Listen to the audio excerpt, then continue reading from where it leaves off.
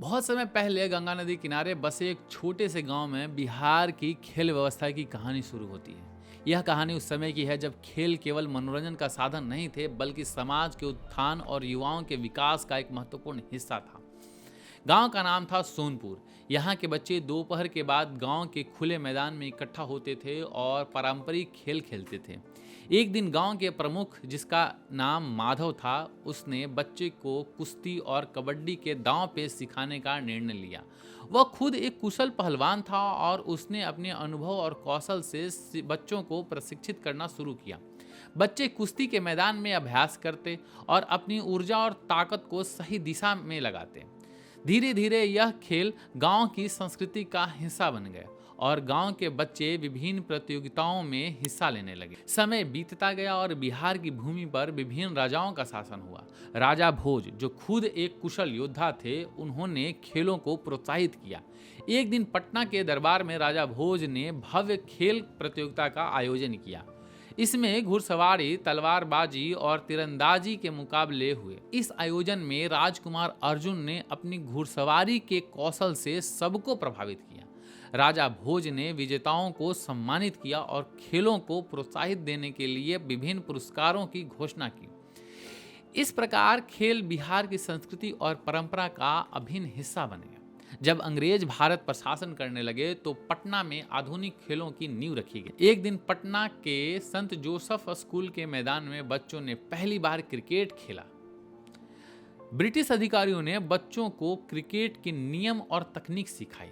धीरे धीरे क्रिकेट और फुटबॉल जैसे खेलों ने बिहार के युवाओं के बीच काफी लोकप्रियता हासिल की। पटना में पहला क्रिकेट क्लब स्थापित किया गया। यहाँ के खिलाड़ी विभिन्न टूर्नामेंट में हिस्सा लेने लगे। 1947 में भारत की आज़ादी के बाद बिहार की खेल व्यवस्था में नई उम्मीद जगी। एक दिन गांव के एक युवा सुरेश ने अपने गांव में एक छोटे से खेल संघ की स्थापना की। उसने गांव के बच्चों को विभिन्न खेलों में प्रशिक्षित करना शुरू कर दिया। सरकार ने भी खेलों को बढ़ावा देने के लिए कई योजनाएं शुरू की। बिहार में कई स्टेडियम और खेल परिसर बनाए गए। यहाँ खिलाड़ी अपनी प्रतिभा को निखार सकते थे। सुरेश ने अपने प्रयासों से गांव के कई बच्चों को राज्य और राष्ट्रीय स्तर पर खेल प्रतियोगिता में हिस्सा दिलवाया। आज का बिहार खेल के क्षेत्र में तेजी से प्रगति कर रहा है। एक दिन पटना के मोइनुल हक स्टेडियम में युवा खिलाड़ी पंकज ने अपने क्रिकेट कौशल का प्रदर्शन किया। बिहार में अब विभिन्न खेलों के लिए आधुनिक सुविधाएं और प्रशिक्षण उपलब्ध है। राज्य सरकार और गैर सरकारी संगठनों के प्रयासों से बिहार के दूर दराज के इलाकों में एक खेल सुविधाओं का विस्तार हुआ। खेलों को बढ़ावा देने के लिए विभिन्न कार्यक्रम और योजनाएं चलाई जा रही। बिहार के खेल व्यवस्था में महिलाओं का योगदान भी उल्लेखनीय है।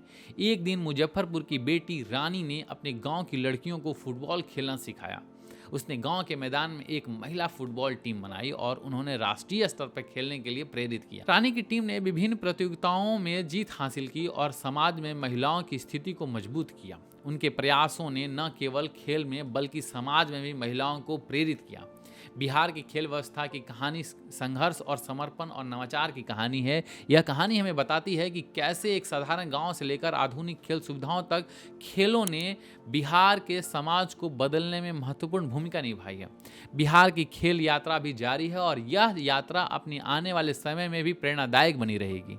खिलाड़ियों, प्रशिक्षकों और खेल प्रेमियों की मेहनत और समर्पण से बिहार का खेल क्षेत्र नई ऊंचाइयों को छू रहा है।